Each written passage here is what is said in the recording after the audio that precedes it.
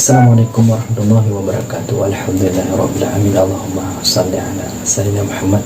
Berjumpa kembali dalam kesempatan kali ini kita akan membahas tentang hikmah diberi sakit.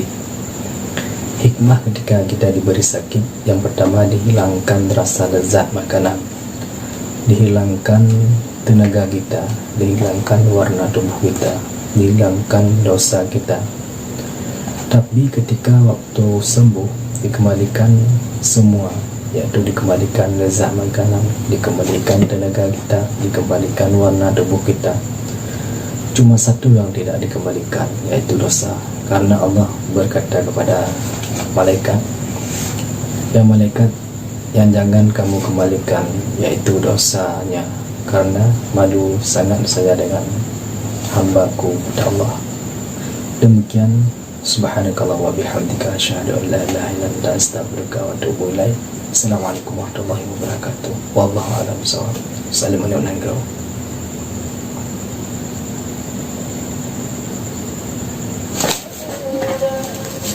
Assalamualaikum warahmatullahi wabarakatuh. Alhamdulillahirabbil alamin. Allahumma shalli ala sayyidina Muhammad. Berjumpa kembali dalam kesempatan kali ini kita akan membahas tentang adab-adab dalam membaca Al-Quran. Untuk lebih jelasnya, mari kita simak penjelasan berikut ini. Bismillahirrahmanirrahim. Alhamdulillahirabbil alamin. Allahumma shalli ala sayyidina Muhammad. Ada beberapa adab dalam membaca Al-Quran, di antaranya yaitu yang pertama, menyentuh Al-Quran atau membacanya dalam keadaan suci, baik suci dari hadas kecil, lebih-lebih dari hadas besar.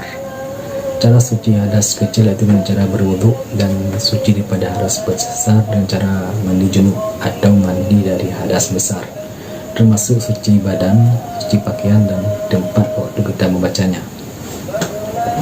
Yang kedua, bersuak sebelum membacanya. Bersuak yaitu menggunakan kayu khusus yang untuk bersuak, atau bila tiada kayu khusus siwak, boleh dengan cara memakai sikat gigi dengan niat aku bersuak sunnah karena Allah Ta'ala.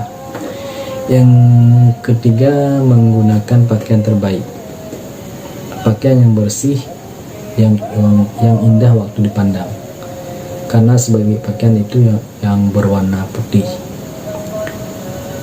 Yang keempat, menghadap kiblat, harus menghadap seperti waktu kita sholat. Yang kelima, berhenti membaca ketika menguap.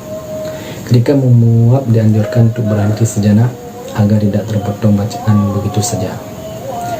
Yang keenam, tidak memotong bacaan dengan suatu perkataan kecuali memang ada keperluan. Sebaiknya bila ada hal tertentu seperti ada yang memanggil kita, alangkah baiknya kita berhentikan bacaan pada yang dianjurkan untuk berhenti, baru melanjutkan menyahut panggilan tersebut.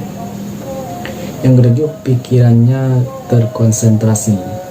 Jangan mulut kita yang membaca Al-Quran, tapi pikiran dan hati kita melalang buana entah kemana-mana.